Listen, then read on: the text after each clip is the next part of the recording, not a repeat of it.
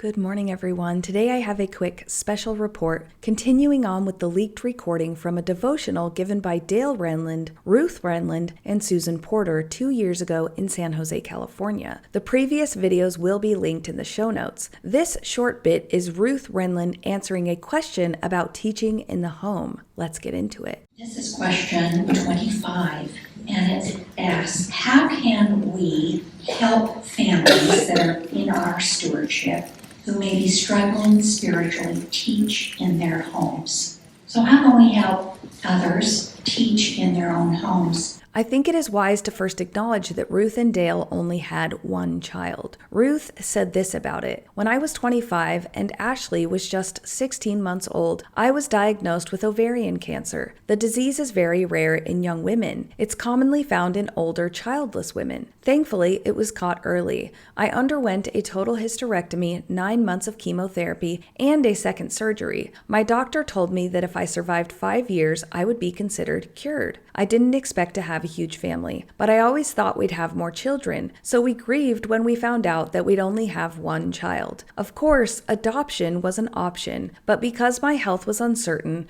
we weren't sure if I would be around to raise the child I had. I prayed for guidance, and at that point, we knew our family was complete. I was impressed to go to law school and fulfill a deep-seated desire." Good for her. In a culture that often weaponizes prophetic counsel about large families to induce guilt and constant sacrifice, she faced a crisis that stripped away the cultural noise and forced her to listen to the actual voice of guidance that mattered most, her own. Did she still mature into a woman of the patriarchy? Mostly yes, but I am in awe of her ability to forego adoption and go to law school. I am a big believer, sisters, that a lot of us understand that we should do it, we need to do it, but we don't know how.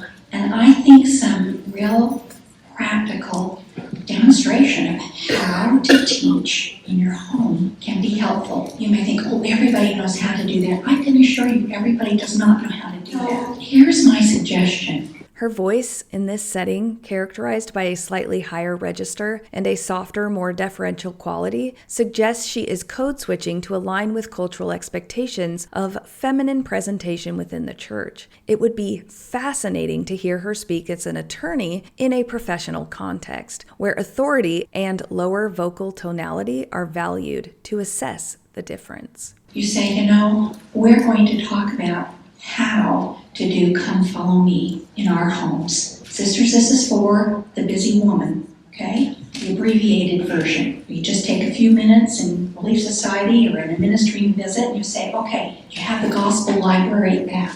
First of all, do you know where your phone is? You open it to the gospel library app. Do you have that? Oh, if you don't, let me show you how to download that. Okay, now you've got it. Now you can see where Come Follow Me is for individuals and families. This really comes across as sickeningly condescending. Her assumption that women don't know how to teach their families from the Come Follow Me manual ignores the possibility that they just don't find it valuable. Maybe they've tried it and realized there are other things they'd rather do with their time. All right, what's today? All right, it's during this week, September. Go, just click on that for September. This is what it looks like. It's 1 Corinthians 14 and 16. Okay, now sisters, you're going to invite your children to open their phones at the same time. You don't have to prepare a big long lesson, and you can scroll right down to the end for ideas for family scripture study and home evening. You say, this is what you do. You start with, well, look at this, 1 Corinthians 15:29. And it talks about, we learned from verse 29, ancient Christians participated in baptism for the dead, just as we do today. How would you explain to others why we are baptized for our ancestors? When I talk to my kids about baptisms for the dead now, this is how I frame it. It is an unnecessary practice that keeps Mormons busy doing work for people who don't need it, which is sad because those thousands of hours could be spent helping people who are still alive, people who are hungry, people who are lonely, people they can still actually help.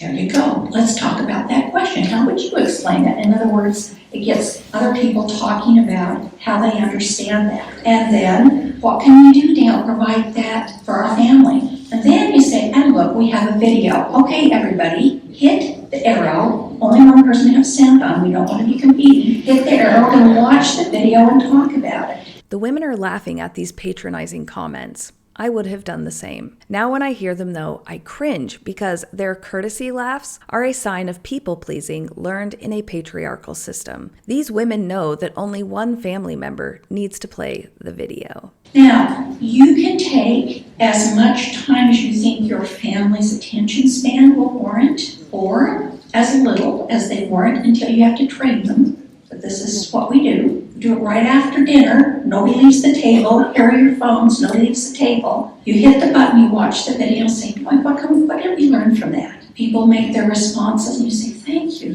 That was really insightful. Thanks for the great discussion. We have family prayer, and then everybody goes off and does what they're going to do. If you have little ones, just say, it's time for bed. And this, my friends, is how I learned the Mormon gospel. By tying a highly desirable physical release, leaving the dinner table, which signifies the end of the day's obligations, to a spiritual task. Ruth is employing extrinsic motivation. The children and husband may not participate because they're seeking the Spirit or love the Scripture. They could be participating to escape the table. This is coercion, not consecration. And there you go. Now, this is a very simple way to teach in the home. Church resources provide us videos, they provide us pictures, they provide us questions to ask. All we have to do is open it. We can read it along and have the information right at our fingertips as to how to teach the gospel in our own home. There are more sophisticated details about these particular chapters, depending on who you're teaching, who the discussion is with, and some of them can get and they give you a lot of resources, but you only have to use a few that are appropriate. I think if you will show people how to teach in their homes, that they are more likely to do it. She may be right, but there are thousands of more useful lessons that could be taught in the few spare moments that families get together. And that's your special report for today, folks. I absolutely hope you have the day that you deserve.